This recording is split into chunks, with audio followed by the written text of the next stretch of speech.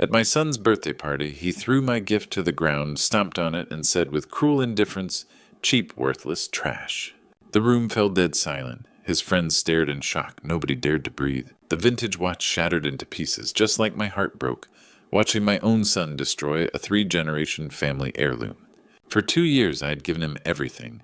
$85,000 to open his coffee shop groceries, gas, even cash for drinks with his friends. I watched my retirement savings disappear, telling myself I was being a good father.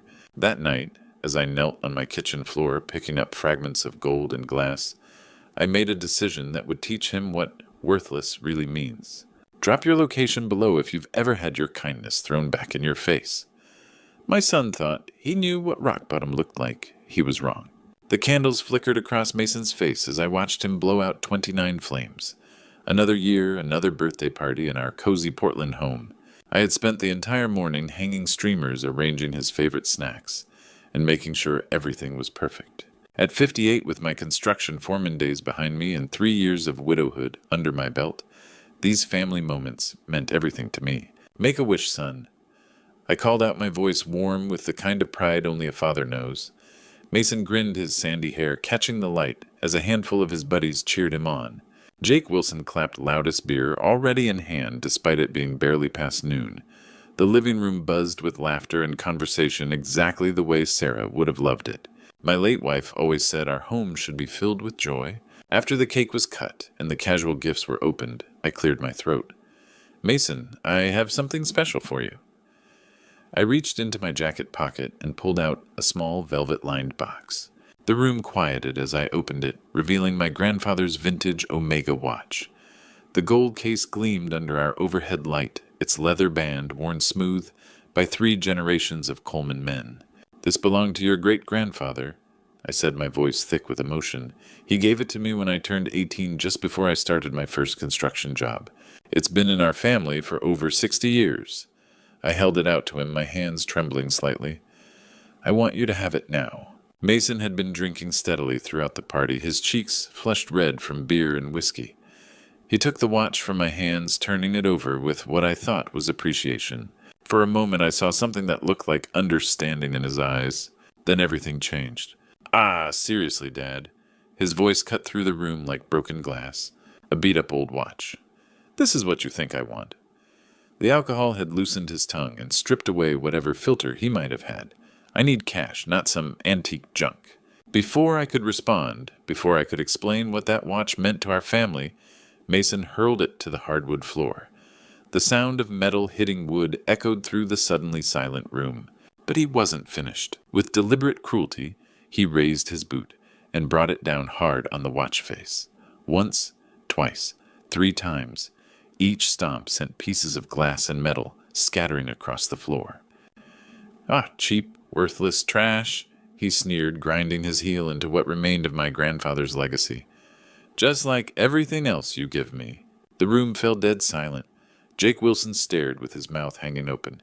The other guests looked anywhere but at me. I stood there watching 60 years of family history, reduced to scattered debris, feeling something inside my chest crack just as surely as that watch crystal had. I didn't yell, I didn't cry, I didn't even move. I just stood there in complete silence, staring at the broken pieces of my past scattered across the floor, while my son waited for some kind of reaction that never came. Standing there among the shattered remnants of my grandfather's watch, my mind drifted back to where this all began. 2 years ago, when Mason first came to me with those bright eyes and big dreams. It was a crisp October morning in 2022 when he knocked on my kitchen door, clutching a manila folder thick with papers. He had just lost another warehouse job, his 3rd in 6 months, but there was something different about him that day, something hopeful. "Dad, I've got it figured out this time," he said, spreading business plans across my breakfast table. The pages were filled with colorful charts, market research, and photos of trendy coffee shops from around Portland. "The artisan coffee scene is exploding here." His enthusiasm was infectious. He talked about single-origin beans, pour-over techniques, and perfect foam art. He had scouted a location in the Pearl District Crunch startup numbers and even designed a logo. "I need $85,000 to make this happen," he said, sliding financial projections toward me. 6 months to break even. The profit margins on specialty coffee are incredible. I studied those numbers while he paced my kitchen. The location was prime real estate. The business model looked solid. Most importantly, Mason seemed genuinely passionate about something for the first time in years. "What about collateral?" I asked, though my heart had already decided. "I don't have any," he admitted. "But Dad, this is my shot." 3 days later, I withdrew $85,000 from my retirement account. Sarah's life insurance money, my pension savings, everything I had set aside for my golden years. I also signed the title of my 2-year-old Ford F-150 over to him. "You'll need reliable transportation for supply runs." I told him, handing over the keys to my pride and joy. That truck had been my reward for 30 years in construction. "Make it count, son." And for 6 glorious months, it looked like he would. Mason's Brew opened in February with lines around the block. The Instagram account hit 3,000 followers. Local food bloggers raved about his Ethiopian single origin and signature lavender honey lattes. He worked 16-hour days, hands permanently stained with coffee grounds. I had never been prouder. But success can be just as dangerous as failure for someone like Mason. The long hours gave way to longer parties. The passion for coffee got diluted with Portland's nightlife. He started showing up late, leaving early, letting part-time employees handle morning rushes while he nursed hangovers. Customer complaints trickled in. Coffee quality became inconsistent. Service turned surly. His Instagram posts shifted from beautiful latte art to blurry party photos taken at 2 in the morning. "It's just a rough patch," he assured me when I mentioned declining reviews. "People don't appreciate real quality anymore." It was never his fault. Not the burnt espresso, not the rude service, not the empty tables. According to Mason, Portland had changed. Customers had gotten pickier. Competitors were undercutting him with inferior products. By December, Mason's Brew was hemorrhaging money. By January, it was over. When he showed up at my door with 2 garbage bags and a defeated expression, I didn't ask questions. I just opened the door wider and helped carry his things to his old bedroom. The F-150 sat in my driveway, still registered in his name. "It's temporary," he promised. "Just until I figure out my next move." That was 2 years ago. 2 years of paying for his groceries, car insurance, cell phone bill, nights out with Jake Wilson. 2 years of watching him sleep until noon, play video games until 3 a.m., and contribute absolutely nothing to our household. 2 years of telling myself that unconditional love meant never giving up on your child, no matter how much they disappointed you. The house fell silent after the last guest stumbled out into the Portland night. I found myself alone, staring down at the glittering fragments of my family's history scattered across the hardwood floor. I dropped to my knees and began picking up the pieces, my hands trembling as I gathered twisted metal and shattered crystal. Each fragment felt weighted with decades of meaning that Mason would never understand. The watch face was completely destroyed, its Roman numerals now just broken curves of gold. I held the largest piece up to the light, remembering the day my grandfather first placed this watch in my 18-year-old hands. "Richard," he had said, his weathered fingers closing mine around the warm metal, "this watch has kept time through 3 generations of Coleman men. Your great-grandfather wore it in the shipyards during the war. I wore it through 30 years of building this city. Now it's yours." I was fresh out of high school then, about to start as an apprentice carpenter. His eyes were serious as he continued, "This isn't just about telling time, son. It's about understanding that everything valuable requires patience, dedication, and respect. I had worn it every day for 40 years, through my wedding to Sarah, through Mason's birth, through countless construction sites. It had survived dust, sweat, and honest labor, ticking steadily through every important moment of my life. Until tonight, when my own son destroyed it like garbage. I sank back on my heels, cradling the broken pieces. The silence pressed against me, broken only by the distant hum of the refrigerator. This was the same living room where I had rocked Mason to sleep as a baby, where Sarah and I had celebrated his first steps. Where had I gone wrong? Sarah's voice drifted through my memory, clear as if she were sitting beside me. Something she had said during one of our late-night conversations about Mason's behavior back in high school, when he was already showing signs of entitlement. "Richard, honey." She had said, her hand warm on my shoulder. "Loving someone doesn't mean letting them walk all over you. Don't let anyone treat you like a doormat, not even our son." I had dismissed her concerns then. Mason was just going through a phase. He needed understanding, not consequences. But Sarah had been right. I looked around at the evidence of my enabling expensive furniture for his room, the latest gaming console, credit cards with no spending limits, The Ford F-150 in my driveway with his name on the title, even though I made the insurance payments. For 2 years, I had told myself I was being a good father, supportive, understanding. But what I had really been was a fool. Mason didn't need my money. He needed consequences, real ones. I stood up slowly and walked to the kitchen drawer, pulling out a small wooden jewelry box that had belonged to Sarah. Carefully, reverently, I placed each piece of my grandfather's watch inside. Even broken, it was still family history, still precious, still worth preserving.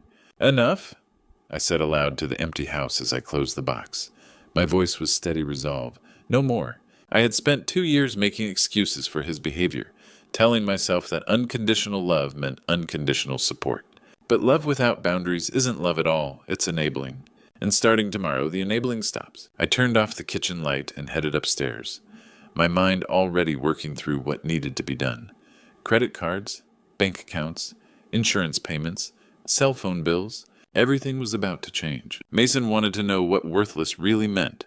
He was about to find out. Mason would indeed discover what worthless meant, though it would take him longer than most people to connect the dots. The morning after I made my decision, I watched Mason stumble toward his usual liquor store. I had already called the bank at 7 a.m., closing both accounts and canceling every credit card I had co-signed for. My phone started ringing around 10:30. Mason's name flashed repeatedly. I let every call go to voicemail. When Mason returned from his failed liquor store trip, I heard him rummaging through the kitchen. He appeared in my living room doorway 20 minutes later, holding his dead credit cards. "Dad, what the hell is going on? My cards aren't working." I looked up from my newspaper. I closed the accounts. "You what? Why would you do that?" "Because I'm done enabling you, Mason.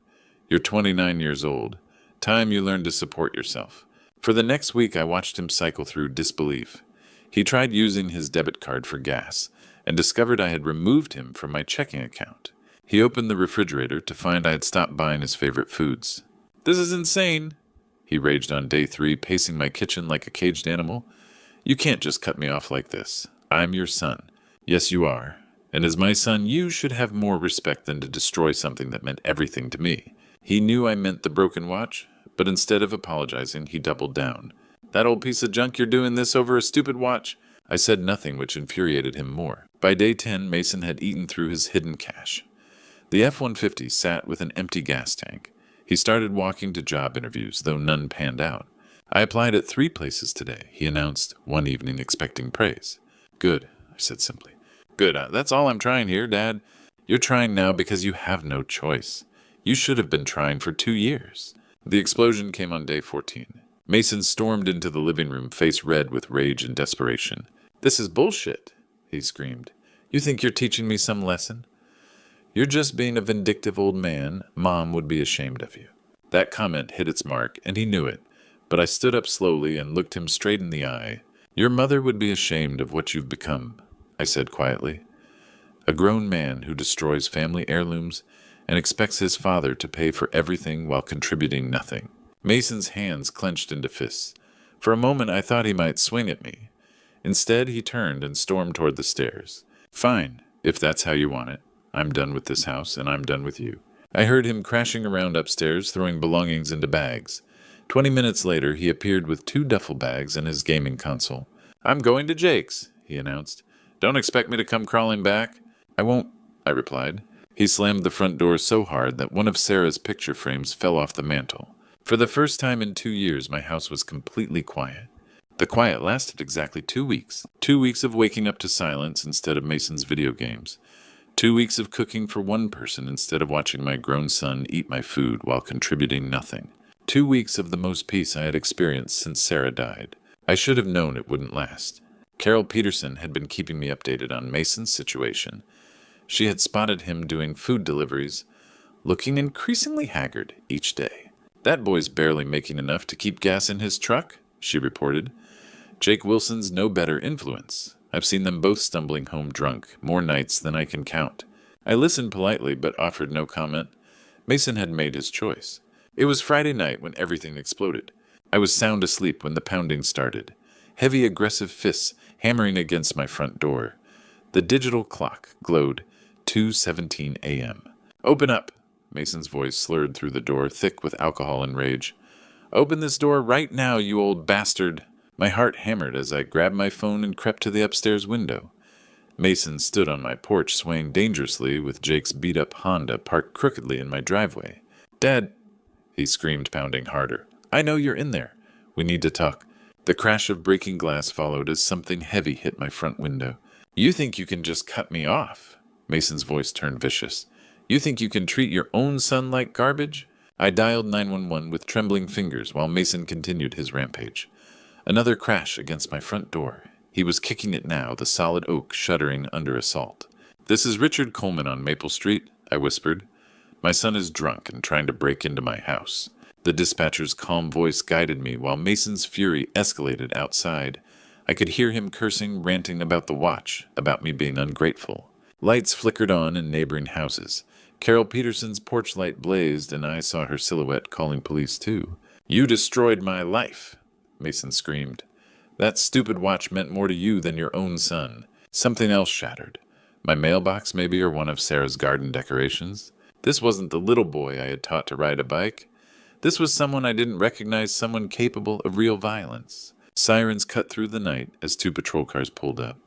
Red and blue lights painted my bedroom walls. Portland police step away from the door. Officer Mark Stevens' authoritative voice cut through Mason's drunken rage. "This is my father's house," Mason shouted back. "I have a right to be here. Sir, you need to calm down and step away from the door. Now."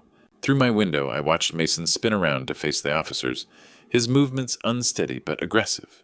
He raised his fists as if he might fight 2 armed police officers. "You don't understand. He's my father. He owes me." The takedown was swift. Officer Stevens and his partner forced Mason face down onto my lawn while he cursed and struggled against handcuffs. "You're making a mistake," Mason shouted as they lifted him up. "This is all his fault. He destroyed my life." Even as they loaded him into the patrol car, he continued screaming threats. The sound of his voice, raw with hatred and self-pity, echoed through the quiet neighborhood until the car doors muffled his rage. Officer Stevens approached my front door as the patrol car pulled away. "Mr. Coleman, are you hurt? Do you want to press charges?" I stood in my doorway looking at the broken glass, the damaged mailbox, the deep gouges where Mason's boots had connected. My neighbors stood in their yards, some recording with phones, all staring at the destruction my own son had caused. The question hung in the air. Did I want to press charges against my own child? The answer came to me as I swept broken glass from my front porch the next morning. I drove to the police station at 9 a.m. sharp.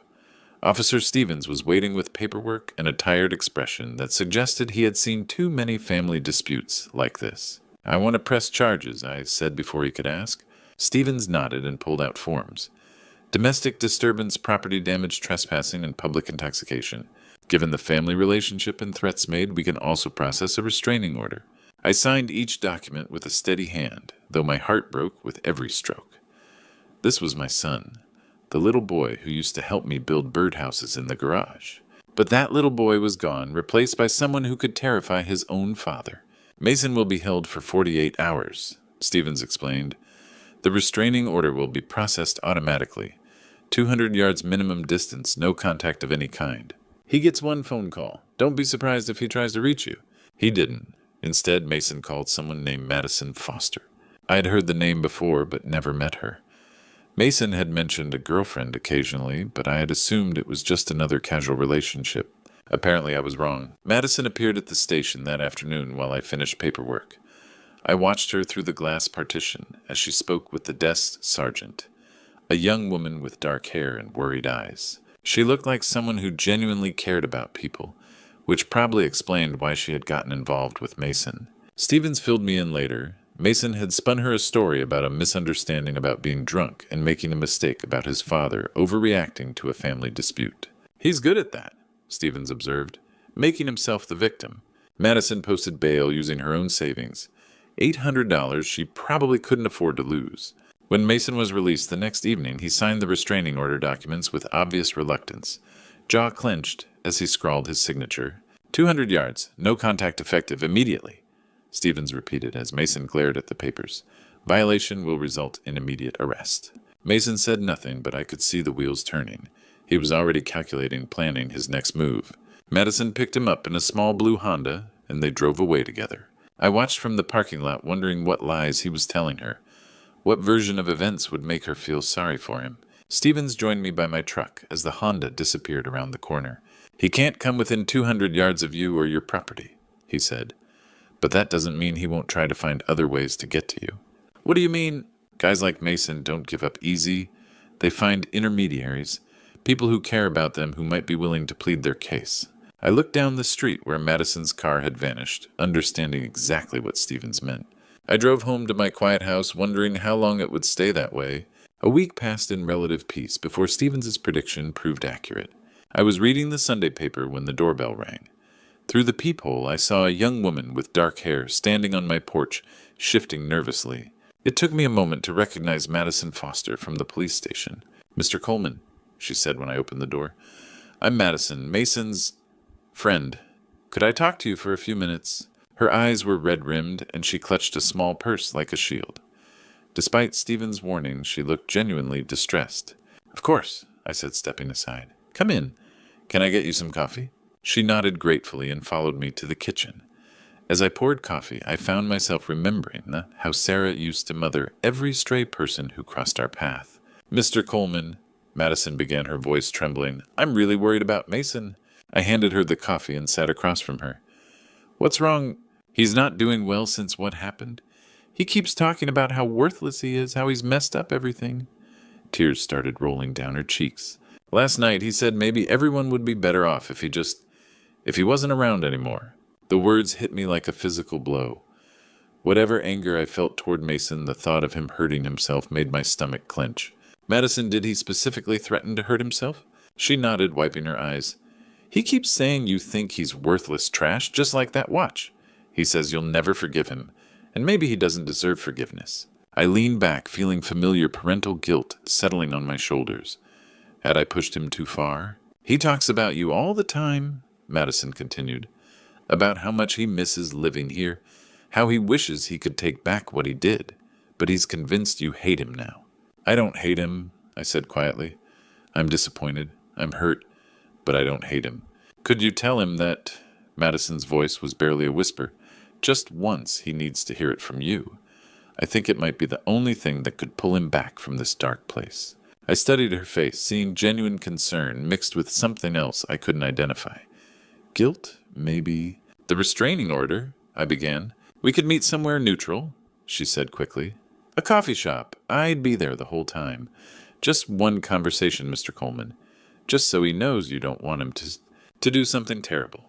The image of Mason as a little boy flashed through my mind. The child who used to climb into my lap when he had nightmares. Could that sensitive boy really be contemplating ending his life? If he's genuinely suicidal, he needs professional help. A therapist, not me. "I've tried," she said, fresh tears spilling, "but he won't listen. He says the only person who can fix this is you. Please, Mr. Coleman, I'm scared of what he might do if he thinks there's no hope." I stared into my coffee, torn between anger at Mason's behavior and terror at losing him permanently. "One conversation," I said finally, "in a public place, with you there." Madison's relief was palpable. "Thank you. There's a coffee shop on Hawthorne Stumptown tomorrow afternoon." I nodded, already second-guessing my decision. "Mr. Coleman," Madison said as she gathered her purse, "you're saving his life. I really believe that." After she left, I sat in my quiet kitchen wondering if I was making the biggest mistake of my life. The next afternoon I arrived at Stumptown Coffee 15 minutes early. Madison was already there, hunched over a corner table, hands wrapped around a paper cup like an anchor. She looked up when I approached, strain visible in her eyes. "Thank you for coming," she said quietly. "Mason should be here any minute." I had barely settled when Mason appeared, looking cleaner than I'd seen him in weeks. His hair was combed close, fresh, wearing an expression of such contrite remorse that it might have fooled me if I hadn't seen the calculation behind his eyes. "Dad," he said, sliding across from me, "I can't tell you how grateful I am that you agreed to see me." "Madison was worried about you," I replied carefully. "She said you were having dark thoughts." "I was." Mason nodded, eyes downcast. "What I did that night, I was drunk angry, but that's no excuse. I never should have scared you." It was exactly what I'd hoped to hear, but something felt wrong about the timing, the careful way he chose his words. "I've been thinking about everything," Mason continued, glancing at Madison, who stared into her coffee. "About the mistakes I've made, how I've treated you." "That's good to hear. The thing is, Dad, I realize how much I've been depending on you.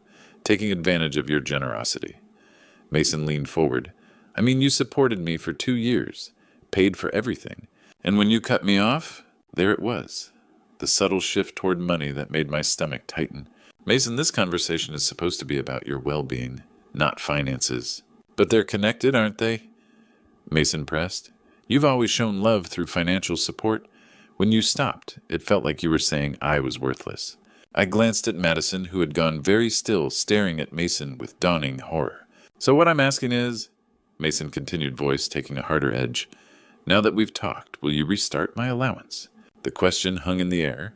This wasn't about reconciliation, this was about money. This meeting isn't about financial support, Mason, I said firmly. Madison told me you were suicidal. But if you don't hate me, you'll help me, right? Mason's mask was slipping. What kind of father refuses to help his struggling son? That's when Madison broke. Stop, she whispered, then louder. Stop it, Mason. Mason turned to her with irritation. Madison, we talked about this. No, we didn't. Madison's voice cracked. You told me you were suicidal. You never said anything about money. She fumbled for her phone. Oh my God, you're recording this, aren't you? Mason's face went white. Madison, what are you? You're recording this conversation? Madison turned to me, eyes wide with shock. Mr. Coleman, I'm so sorry. I didn't know. Look, she showed me her phone text messages between her and Mason about getting the old man to admit he cut off his desperate son and recording everything for insurance. You stupid bitch, Mason snarled, lunging for her phone. The contrite mask had fallen away, revealing the entitled, manipulative person underneath. The coffee shop fell silent as customers turned to stare. Mason was on his feet, face twisted with rage as he tried to grab Madison's phone. Give me that, you're ruining everything. Sir, I'm going to have to ask you to calm down, called the barista. Madison clutched her phone, tears streaming. I'm so sorry, Mr. Coleman. I thought I was helping him. I stood slowly looking at my son, as if seeing him clearly for the first time. The recording scheme, the manipulation of Madison's good heart, the complete lack of genuine remorse, it was all there laid bare. Mason realized his mistake too late. His eyes darted between Madison's phone, my face, and the dozen witnesses. Dad, I can explain. No, I said quietly. I don't think you can. The evidence Madison provided changed everything. Within a week, I was back at the police station with Officer Stevens, showing him screenshots of Mason's text messages about recording our conversation for insurance. The attempted extortion charge was straightforward. Oh, this gives us enough for attempted fraud and violation of the restraining order, Stevens said. The coffee shop witnesses will testify. I filed the charges without hesitation. Word spread quickly through the neighborhood. Carol Peterson, who had witnessed Mason's midnight rampage, organized neighbors who wanted to show support. That boy has been trouble for years, she said firmly in my living room. You did the right thing, Richard. Sometimes love means letting people face consequences. For the first time in years, I felt truly supported by my community. Mason made one final attempt through Madison, but she had learned her lesson. She came to apologize properly the day before his court hearing. I should have seen through his manipulation sooner, she said, tears in her eyes. He painted you as this cold, heartless father, but you're just a man who learned to protect himself. You were trying to help someone you cared about, I replied. Don't let Mason's behavior make you stop caring about people. She smiled through tears. Thank you. And Mr. Coleman, Mason and I are done. I'm learning about healthy boundaries now. The court proceedings were swift. Mason pled guilty to attempted fraud and violation of the restraining order. 6 months in county jail, 2 years probation. As they led him away in handcuffs, he looked at me one last time. Dad, please, I'm your son. I looked at him steadily and spoke the words I had been preparing. You called my grandfather's watch worthless trash, I said quietly. Now you know what worthless really means. For the first time, I saw genuine understanding in Mason's eyes. Not remorse, just cold realization that he had destroyed something precious through his own choices. Some people change when they hit rock bottom. Others just dig deeper holes. Mason was a digger, but I was done providing shovels. The months that followed were the most peaceful I had experienced since Sarah died. I started woodworking again, building birdhouses in my garage. Carol Peterson introduced me to her book club, where I discovered a love for mystery novels. Madison stopped by occasionally with updates about her new job and counseling. She had learned hard lessons about enabling, but she was growing stronger. You saved my life too, she told me one afternoon on my porch. I was becoming someone I didn't recognize. We saved each other, I replied. 6 months after Mason's sentencing, I bought myself a new watch. Not vintage, not an heirloom, just a simple, reliable timepiece for my new life. As I fastened it around my wrist, I thought about legacy. My grandfather's watch was gone, destroyed by someone who couldn't understand its value. But the real legacy, lessons about hard work, respect, and dignity, those lived on in me. Someday, when I found people worthy of it, I would pass those lessons forward. Family isn't about blood. It's about respect, love, and mutual support.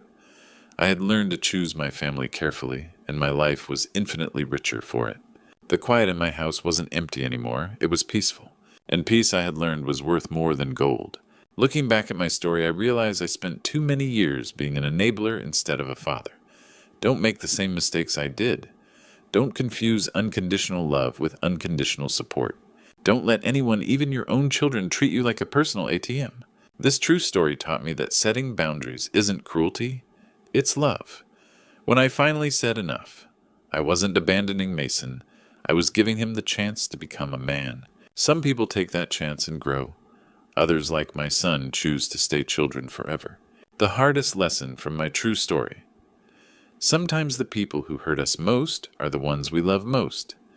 My grandfather's watch represented generations of hard work and respect. When Mason destroyed it, he wasn't just breaking glass and metal, he was rejecting everything our family stood for. God gives us the wisdom to know when to hold on and when to let go. I held on too long, and it nearly destroyed both of us. These grandpa stories aren't just about broken watches or ungrateful children.